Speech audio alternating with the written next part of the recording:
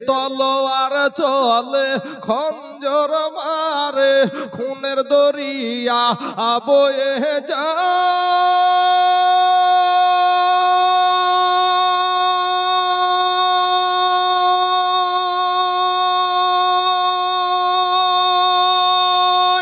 আর মাসুম বুকে তীর মারিল আলিয়া শিকারের কলে যায় জোরে বলে সুবহানাল্লাহ আলিয়া শিকারের কলে যায় পান করিতে হাউজে কাউসার পান করিতে হাউজে কাউসার গো জান্নাতে গেলেন তিনি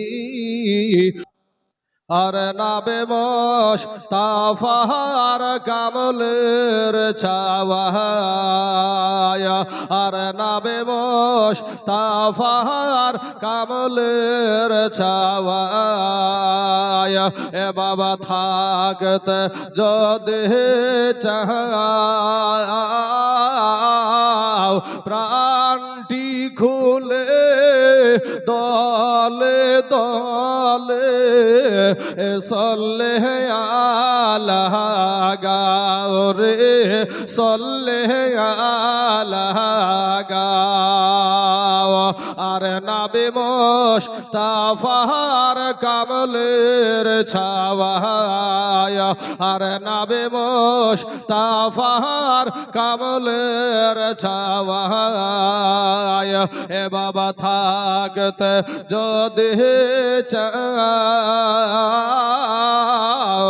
প্রাণটি খুলে দলে দলে সল্লে আলা গাও রে সল্লে আলা গাও আর মহাশারের কঠিন দিন আর কালহাসরের কঠিন দিন এ বাবাকে তো রাইবে এসে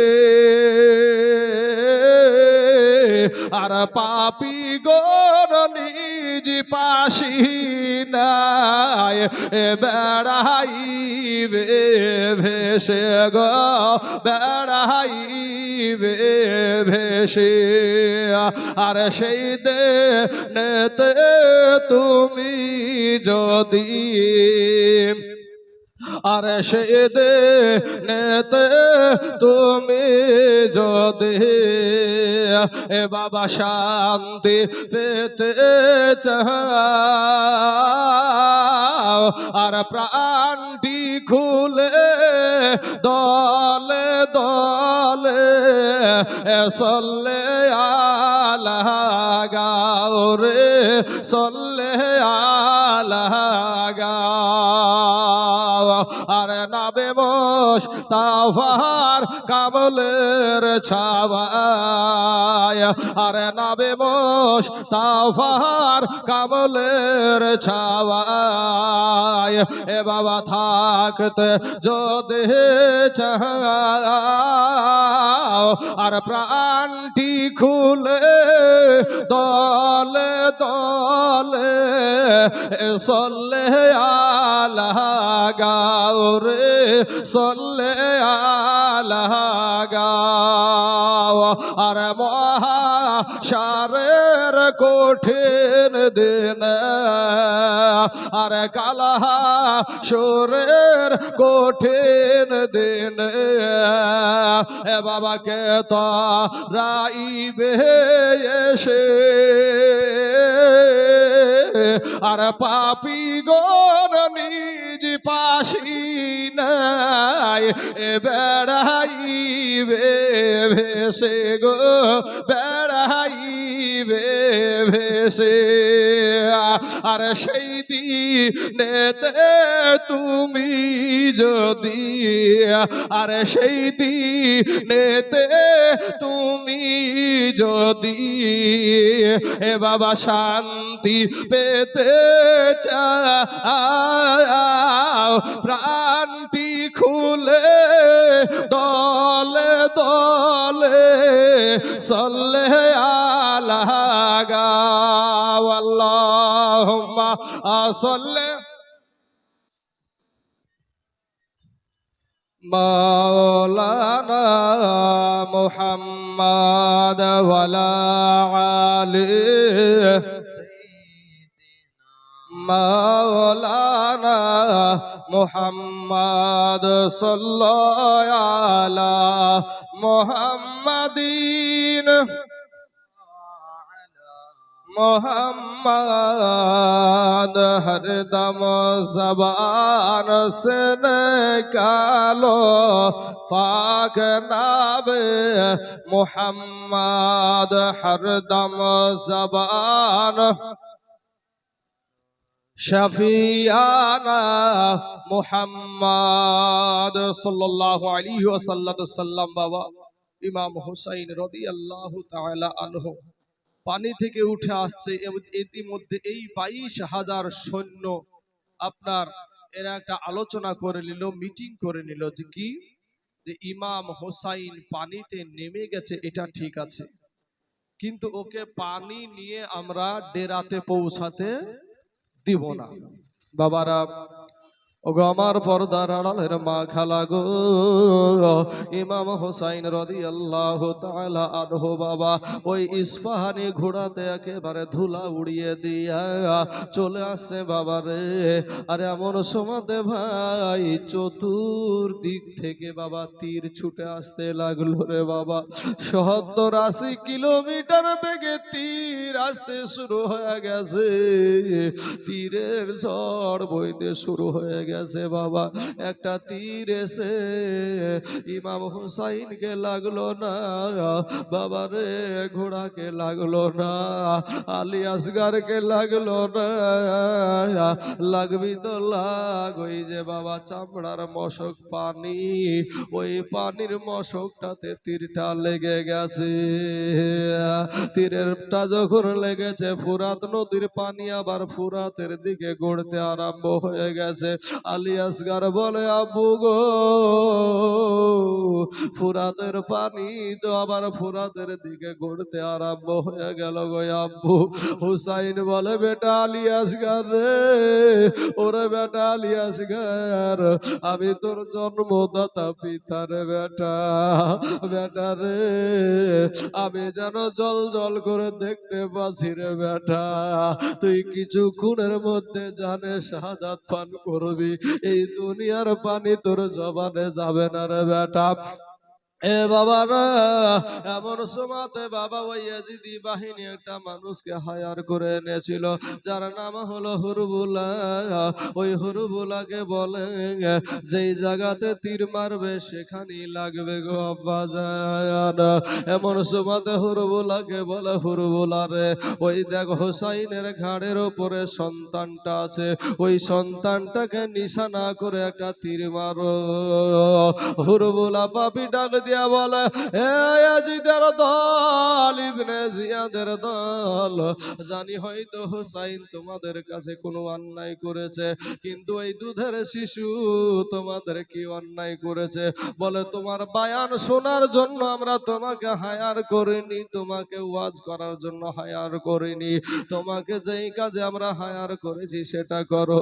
বাবা গো, একটা তীরের মাথায় বাবা হিরে চূর্ণক নামে বিষটাকে মাখায়া দিয়া, যেই বিষ দিয়া আবার মা ফাতেমার বড় বেটা ইমাম হাসান রাদিয়াল্লাহু তাআলা আনহুকে বাবা শহীদ করে দিয়েছিল, ওই বিষটা বাবা তীরের বাগাতে লাগায়া দিয়া বাইরে এমন ভাবে তীরটা ছেড়ে দিল, যায় লাগবি তো লাগ, আমার হুসাইনের বেটা আলী আসগারের কলিজায় ঢুকে গেছে তীরখানা।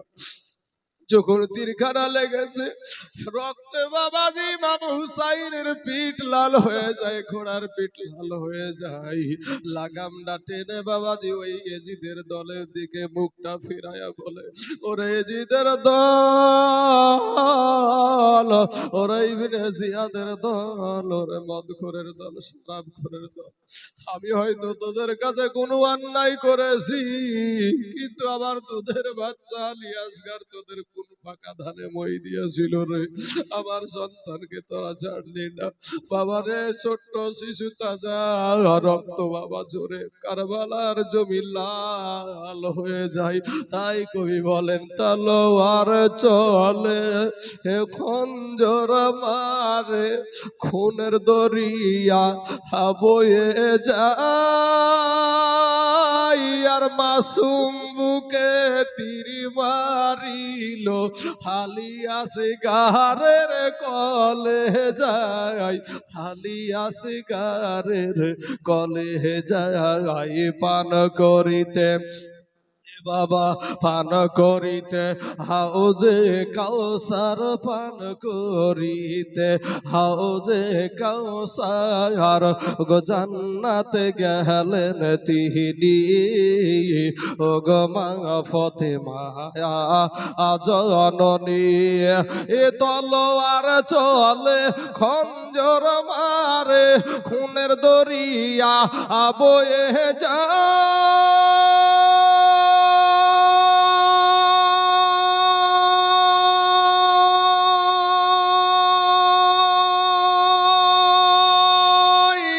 মাসুম বুকে তীর মারিল, আলিয়াসি গারের কলে যায়, জোরে বলে সুবহানাল্লাহ, আলিয়াসি গারের কলে যায়, পান করিতে হাউজে কাউসার, পান করিতে হাউজে কাউসার, গো জান্নাতে গেলেন তিনি, ও গো মা ফাতেমা জননী।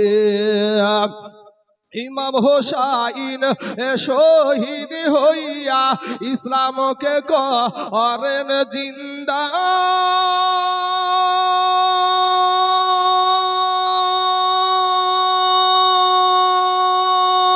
আর যিনি নিশানো মাতুম কাঁদে কাঁদে আসমানের পারিন্দা, জোরে বলে সুবহানাল্লাহ, কাঁদে আসমানের পারিন্দা। আজ হাফেজ তাইজুলের বাবা, আজকে হাফেজ তাইজুলের বাবা হৃদয় কাঁদে, বলতে তাদের জীবনী, ও গো মা ফাতেমা জননী। আজ তোমার হোসাইন বাঁচাতে দিন, ওই কারবালাতে হবে কুরবানি, ও গো মা ফাতেমা জননী।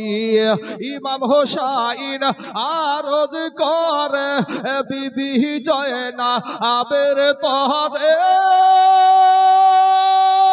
আর নয়ন ভৈরা দেখে নাও গো আসব কি না আর ফিরে, জোরে বলে সুবহানাল্লাহ, আসব কি না আর ফিরে। আওলে মুহাম্মদ করেছে ফারিয়াদ, আওলে মুহাম্মদ করেছে ফারিয়াদ, হবে তারা কুরবানি, ও গো মা ফাতেমা জননী। একবার মহব্বতের দুরূদ শরীফ পড়েন, গলাতে থাপ দিয়ে একটু, আল্লাহুম্মা সাল্লি।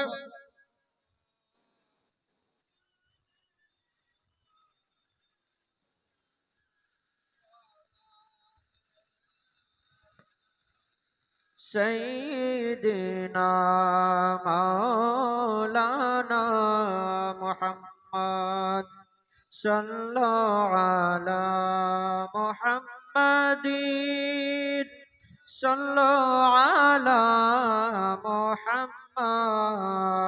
হরদম জবান হোসেন কালো ফাক, মুহাম্মদ হরদম জবান से निकालो शफियाना मोहम्मद सल्लल्लाहु अलैहि वसल्लम। बाबा गो দুধের শিশু আলী আসগার রে বাবা, ও যুবক ভাইয়েরা, নওজোয়ান তরুণের আমার মা খালা গো, আজ কারা গো রাস্তায় বেচা কুনা করো গো, কারা গো আজ মুসলমান মা বোনেরা রাস্তায় ঘোরাঘুরি করো গো, কবে জানি মইরা যাবারে মা, তুমি কি মরবা না রে মা, তুমি মইরা গেলে ভাবিও না তোমার সঙ্গে ওই বন্ধুগুলা যাবে, তোমার বান্ধবী তোমার সঙ্গে যাবে।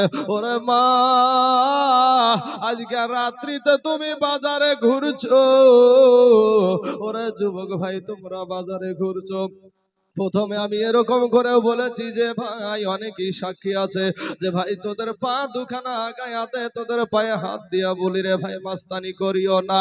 ওরে যুবক ভাই নওজোয়ান, তোমরা যে আমাদের পাশে নাই রে ভাই। আজকে একটা খবর দেখিলাম বিধানসভার ভিতরে বাবা, একটা আলেম আছে যার নাম হলো মতিন সাহেব, কোন পার্টি করে ওটা আমার দেখার বিষয় না। ওই আলেমটা বলছে মাদ্রাসায় তোমরা বলছো জঙ্গি তকমা দিচ্ছ, তোমাদেরকে আমরা আমন্ত্রণ করছি, তোমাদেরকে আমরা ডাকছি, এসো মাদ্রাসাতে এসো, দেখো সেখানে জঙ্গি তৈরি হয় কিনা। ভাইরে কি বলবো তোদেরকে, ওখানে যতগুলা এমএলএ ছিল সব এমএলএ গুলা মৌলভিটাকে ঘেরাও করে ধরছে, কথা বলতে দিছে না, বাক সত্যি বন্ধ করে দিচ্ছে। ও মুসলমান যুবক রে, তোমরা যদি আমাদের পাশে দাঁড়াও, আমরা আলেমেরা এক আল্লাহ ছাড়া কারো কাছে মাথা নত করি নাই। ওমার নবীর মহাব্বতে ইসলামের জন্য, কোরআনের জন্য, ইসলাম ধর্মের জন্য, মসজিদের জন্য, মাদ্রাসার জন্য এই বুকের তাজা রক্ত জীবনে যুবক, আমি তাই চুলে একবার পিছন ফিরে তাকানোর আমার টাইম না। কারণ হলো কোরআনের জন্য, মাদ্রাসার জন্য, মসজিদের জন্য, এক মক্তবের জন্য, গরুস্থানের জন্য, মুসলমান ভাইয়ের জন্য, মুমিনের জন্য যদি আপনি আমি জীবন দিতে পারি, ও মুসলমান, এটাকে বলা হয় শহীদি মওত। আর মরার সঙ্গে সঙ্গে আমার আল্লাহ জান্নাত দিবে, জোরে বলেন সুবহানাল্লাহ। যাদেরকে খাওয়ানোর জন্য, যাদেরকে নতুন পোশাক পরানোর জন্য আমি দুনিয়াতে বেঁচে আছি, এক ব্যক্তি আমার সাথে কবরে যাবে না, এক ব্যক্তি আমার কিয়ামতের দিন আমার পাশে দাঁড়াবে না। ওরে যুবক ভাই, ভাই রে, আলেম হয়েছি বলে কোনোদিন কোন জেনারেল শিক্ষিত ব্যক্তিদেরকে বাবাজি আমি কোন রকমের কটাক্ষ করে কথা বলি নাই।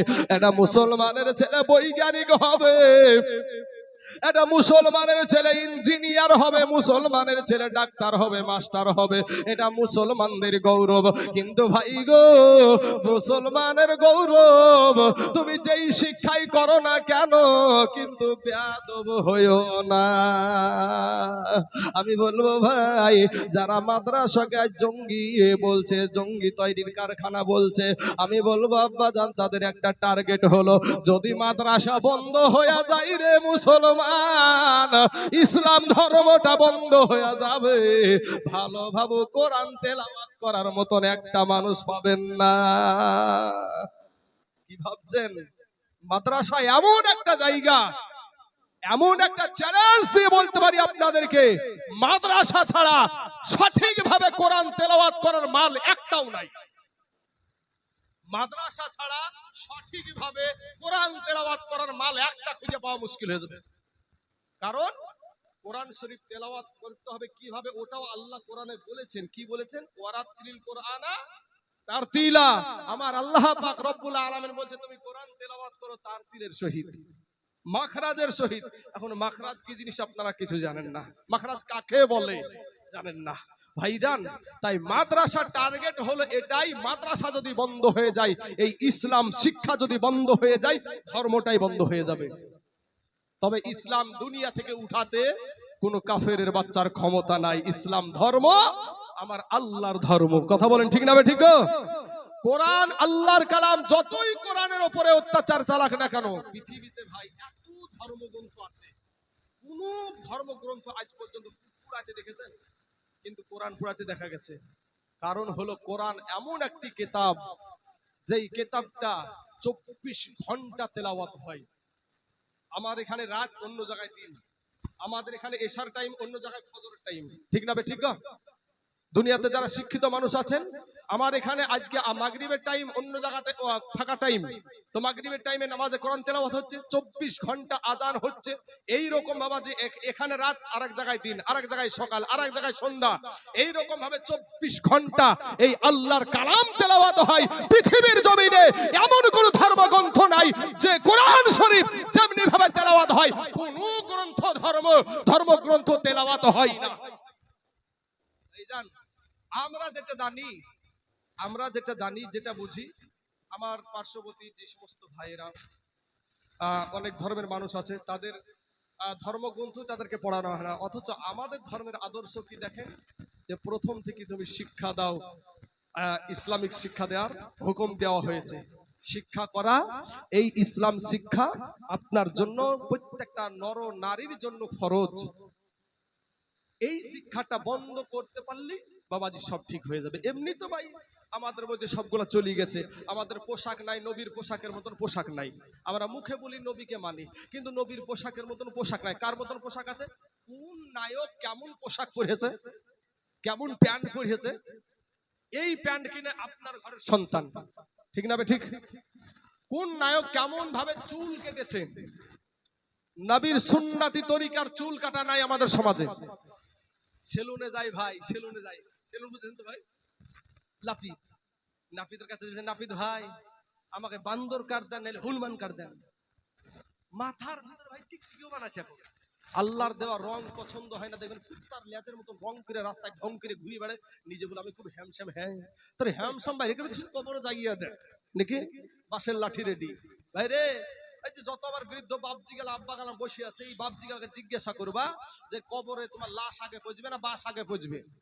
ওই চাচা গেলা ভালো বলে দিবে, ওয়াজ করতে পারবে ভালো তোমার কাছে। আবার যেই প্যান্টটা পরিস ভাই, তুমি যেই প্যান্টটা পরছো ভাই, তোমাকে অপমান করার জন্য বলছি না ভাই, তুমি আমার কালেমার ভাই, প্রথমেই বলেছি আমি তোমার দুশমন না, তুমিও আমার দুশমন না। তবে ভাই আমার উদ্দেশ্য হলো যে ভাই তুমি কবর আলোকিত করো। তোমার সবাই স্বার্থে ভালোবাসে, সবাই স্বার্থে ভালোবাসে। আমার বিবি আমাকে ভালোবাসছে, আমার বিবিকে ভালো রাখছি, তাই যেমনি আমার একটু বেকা চলবো অমনি আমার নামে, বুঝলেন না, লালবাগের লাল ঘর দেখি ছেড়ে দিবে। লালবাগের লাল ঘর নাই বড় একটা? হ্যাঁ, আপনাদের দেশে বোধহয় ওরকম মহিলা নাই, তবে অনেক জায়গায় দেখেছি ভাই যে লালবাগের লাল ঘর দেখাচ্ছে। তো ভাই শোনা, যেই প্যান্টটা তুমি পরো, আমাদের সবচাইতে, পুরুষদের সবচাইতে দামি অংশ হলো তার শরীর, গোটা পুরো শরীরের ভিতরে দামি অংশ হলো নাভি থেকে নিয়ে হাঁটুর নিচ পর্যন্ত, এটা সবচাইতে দামি অংশ। মহিলাদের শরীরের মধ্যে কোনটা দামি অংশ? ওদের পায়ের তালি থেকে মাথার চাঁদি পর্যন্ত পুরোটাই দামি, পুরোটাই দামি। কিন্তু ও বেদামি করতে ব্যস্ত, ও বেদামি করার জন্য ব্যস্ত, বেদামি হয়ে গেছে বাবাজি। একটা বিটিকে বিহিত হলে কত টাকা লাগছে দেখছেন না? এখন তো বিনা দাবি, আবার দাবি না করার দাবি করছে না। আর যদি দাবি না করিয়ে যদি কিছু না দেয়, ও বিটির গুঞ্জন আর ঘরের শেষ নাই। তো যেই প্যান্টটা তুমি কিনছো ভাই, দেখবেন আমাদের সমাজে যেগুলো আমাদের চোখে পড়ে, আল্লাহ তো দুটি চোখ দিয়েছে, খালি গায়ে, গায়ে গেঞ্জি নাই, রাস্তা দিয়ে যদি হাঁটে দেখবেন ওই প্যান্টটা ভাই নামতে নামতে নামতে সামনে দিয়ে তাকাবেন তো মনে হবে জানে আপনার সুন্দরবনের জঙ্গল পর্যন্ত দেখা যায়। আবার যদি ভাই পিছনে যেমন আমরা পায়খানা ফিরতে বসি, কেউ যদি ওই প্যান্ট পরিয়া যদি কেউ যদি ওই রকম ভাবে বসে যেভাবে পায়খানা ফিরতে বসে, আর পিছন দিয়ে তাকাবেন তো আটলান্টিক মহাসাগর গর্ত পর্যন্ত দেখা যাবে। ভাইয়া আমার নাবিজি বলেছে যে তোমার সতর থাকতে হবে, সতর ঢাকা ফরজ। তাহলে সেই সতর ঢাকা, সেই সুন্নাতি একটা আদর্শটা মানো না ভাই। আমার মা খালারা খুব হাসছে, ওরে মা তুমি যে হাসছো, তো তোমার জন্য তুমি যে কোন নায়িকা কেমন পোশাক কিনে পরেছে সেটার দিকে তুমি নজর। একদিকে বলছে তখন আরেকজনা ভাবছে খুব দিচ্ছে, হ্যাঁ তুমি কোন নায়িকা কেমন পোশাক পরেছে, কে লেহেঙ্গা, কে বাবা আপনার ওই কৃষ্ণমুড়ি না কি বলে গো, কি সব সিরিয়াল উঠে চলো, ওই সব সিরিয়ালের পাখি জামা, হাইরে জামা, আরে বাবা রে কিরণমালা, হ্যাঁ, কিরণমালার এত জ্বালা এ যদি বুঝিতাম, এ তাইলে কি আর ডিশ চ্যানেলে ছবি দেখিতাম। স্বামী আমার গরিব মানুষ, এ পকেটে নাই টাকা, কেমনে আমায় কিনা দিবে কিরণমালার জামা। মুখখানকে 22 মুন পাথর করে বসে আছে। স্বামী বাবাজি বেকাই দেয় পড়ে গেছে।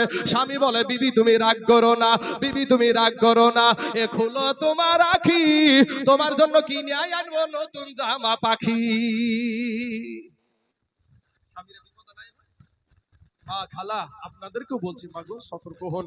আমার ইমাম হুসাইন রাদিয়াল্লাহু তাআলা আনহু নিজের সন্তান বলছে, আব্বু গো, আমার শরীর থেকে তীরটা বের করা আমি আর সহ্য করতে পারছি না। বাবারে যখনই তীরের হাত দিচ্ছে, তীরে যখনই হাত দিচ্ছে, ছেলের চোখগুলা দাঁড়িয়ে যাচ্ছে। কোন বাপ আছে যে সন্তানের ওই মুহূর্তটা নিজের চোখে দেখতে পারে? আব্বাজান তীর ছেড়ে দেয়।